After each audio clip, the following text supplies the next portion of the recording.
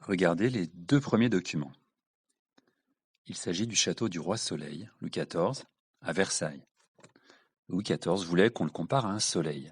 Il avait d'ailleurs pris comme devise Nec pluribus impar. Cette phrase en latin veut dire quelque chose comme Personne n'est comparable à moi ou Je suis supérieur au plus grand nombre.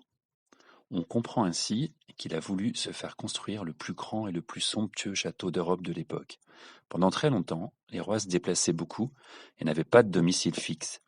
Ils allaient avec leur cour de château en château. C'était une manière, d'abord, de se faire voir par le peuple, mais aussi de contrôler le royaume en montrant qu'ils s'occupaient des affaires. Louis XIV, au début de son règne, a fait pareil. Puis, très vite, il a décidé de transformer un petit pavillon de chasse qu'il utilisait et qu'aimait beaucoup son père Louis XIII en un château où, cette fois-ci, ce serait aux autres de venir le voir. Comme son père, Louis XIV est chasseur et se trouver tout proche d'un lieu où il pourrait assouvir sa passion correspondait à un mode de vie et de détente.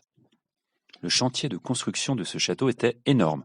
Plusieurs milliers d'ouvriers, des années de travail. En fait, pendant tout le règne de Louis XIV, le château sera en construction. Beaucoup de personnes vivent dans ce château. Le roi et sa famille, bien sûr, mais aussi les serviteurs très nombreux et les courtisans, ceux qui veulent se faire voir du roi et de son entourage. La cour de Versailles accueille aussi beaucoup de nobles. Louis XIV réussit à faire de son château le lieu où il faut être. C'est là que les plus grands concerts sont donnés avec Lully, Couperin, les plus grandes fêtes, les meilleurs ballets. Le roi aimait beaucoup danser. Et le meilleur théâtre, avec Corneille ou Molière. La culture se faisait à Versailles. La deuxième image est une photo de la Galerie des Glaces. Il y a de l'or peint sur les boiseries, mais aussi du marbre et tous les matériaux qui montrent que ce palais doit être le plus beau et le plus somptueux de tous. La photographie que vous regardez donc représente la Galerie des Glaces, appelée aussi la Grande Galerie. Elle est composée de miroirs sur un côté, face aux 17 très grandes fenêtres qui donnent sur les jardins. C'est une pièce très lumineuse, grâce aux miroirs, qui à la fois agrandissent la pièce et renvoient la lumière du dehors. C'est dans cette pièce que le roi donnait parfois avec sa cour des réceptions importantes. Mais la plupart du temps, ce n'était qu'un lieu de passage, une sorte de très grand et très majestueux couloir. Il y a plein de chandeliers. Pourquoi?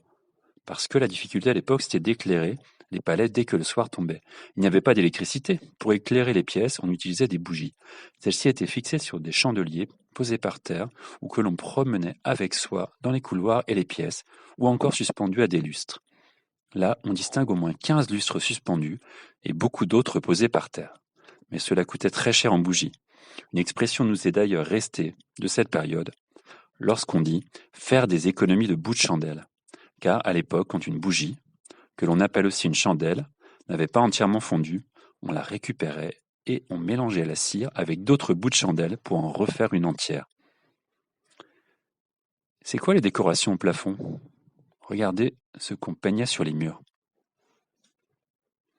Comme on l'a vu sur la peinture représentant François Ier assis qui reçoit un tableau, à l'époque les rois aimaient décorer leur demeure avec des peintures faites directement sur les murs. C'est Charles Lebrun, un grand artiste du roi, qui a peint les plafonds du château de Versailles. Ces peintures racontent les grands exploits du roi. Sur le troisième document, on voit Louis XIV déguisé en soleil dans le ballet royal de la nuit.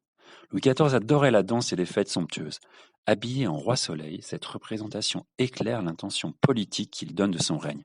Le ballet royal de la nuit est créé alors que le roi n'a que 15 ans, en 1653, après une période de guerre civile. Le roi, qui ne gouverne pas encore et est placé sous l'autorité de Mazarin, danse en habit de soleil, habillé d'or. Ce ballet symbolise le fait qu'il est le roi vainqueur de la guerre, du désastre et des ténèbres qu'a constitué la guerre civile. Cette allégorie du soleil qu'il dansera plusieurs fois, et notamment dès 1662, après sa majorité politique, Louis XIV la reprendra à son compte pour montrer qu'il rayonne sur le monde. Et comme le soleil, le roi est la régularité même.